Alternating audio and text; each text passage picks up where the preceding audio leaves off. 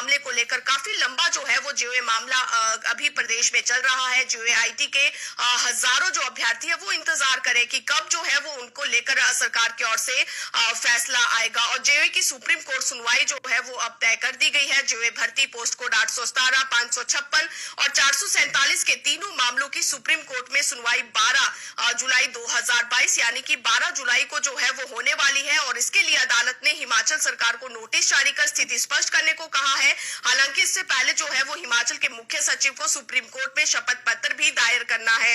और post code 817 में अगर यहाँ पर हैरानी इस बात की है कि पोस्ट कोड 817 में 74 विभागों के लिए भर्ती प्रक्रिया यहाँ पर शुरू की गई है, यानी कि 74 सरकारी ऐसे डिपार्टमेंट्स हैं जहां पर जीओए आईटी के पद भरे जाने हैं। और इसके लिए शैक्षणिक योग्यता जमा 2 रखी गई है 817 पोस्ट कोड के लिए। और इसी तरह पोस्ट कोड संख्या 556 को अंकिता ठाकुर सहित 400 अभ्यर्थियों ने सुप्रीम कोर्ट में अपनी नौकरियों के खतरे को देखते हुए यहाँ पर याचिका दायर की थी। अभ्यर्थियों ने चुनौती दी थी और इस भर्ती के लिए शैक्षणिक योग्यता के अलावा मान्यता प्राप्त संस्थान से कंप्यूटर डिप्लोमा मांगा गया था। और इस पोस्ट कोड की मेरिट को हाई कोर्ट ने रिकास्ट करने को कहा था। और इसी कारण जो है वो अंकिता और उसके साथ जो है 400 के करीब ऐसे अभ्यर्थी थे जिन्होंने सुप्रीम कोर्ट में हाई कोर्ट के फैसले को चुनौती दी थी। और पोस्ट कोड संख्या 447 को पवन कुमार ने चुनौती देते हुए कहा है कि इस भर्ती के लिए कैबिनेट ने सभी प्रकार के सर्टिफिकेट मान्य कर दिए थे और पवन कुमार ने कैबिनेट के इस फैसले को सुप्रीम कोर्ट में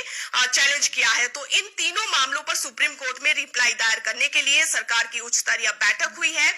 इसके लिए जो है इसके बाद जो है वो स्टाफ सिलेक्शन बोर्ड यानी कि हमीरपुर चयन बोर्ड को चयन बोर्ड से एक ड्राफ्ट जो है वो सरकार की ओर से मांगा गया है। खास है कि 12 जुलाई को सुप्रीम कोर्ट को सुप्रीम कोर्ट में इस केस की सुनवाई होगी और अपॉइंटमेंट सुनवाई होगी और उसमें जो है वो सरकार को रिप्लाई दायर करना है। अब जो है सरकार ने जीओए आईटी की जब प्रदेश में भर्तियां की तब जो है वो इसमें अलग अलग नियम रखे गए और इन्हीं नियमों की वजह से जो है वो आज ये दिक्कतें सामने आ चुकी है कि सरकार के सामने यहाँ पर भर्तियों को लेकर सभी जो भर्तियां हैं उसमें हजारों जो अभ्यर्थी हैं वो इस समय मानसिक तनाव से जूझ रहे हैं क्योंकि सरकार के जो नियम है वो उनकी भर्तियों में आड़े आ चुके हैं। फिलहाल जो है सुप्रीम कोर्ट में इस पूरे मामले को लेकर 12 जुलाई को सुनवाई होगी और अब जो है वो हमीरपुर चयन बोर्ड से इस पूरे मामले को लेकर ड्राफ्ट बनाने को कहा गया है कि किस तरह से रिप्लाई जो है वो सुप्रीम कोर्ट में दिया जाना है और भर्तियों को लेकर और आगे क्या रूल और रेगुलेशन हो सकते हैं, आरएनपी रूल्स, तो तमाम जो जानकारी है वो हमीरपुर चयन बोर्ड की ओर से मांगी गई है। तो अब देखना ये होगा कि सरकार की ओर से जीओए के इस मामले को सुलझाया जाता है या नहीं सुलझाया जाता। हालांकि 817 पोस्ट कोड के जितने भी अभ्यर्थी हैं सरकार अभी भी ये कोशिश कर रही है कि इन सभी अभ्यर्थियों को राहत मिल जाए और उनका जो भर्ती प्रोसेस है वो शुरू हो सके। लेकिन अभी जो है वो इंतजार सुप्रीम कोर्ट के अंतिम फैसले का किया जा रहा है। और इसके साथ ही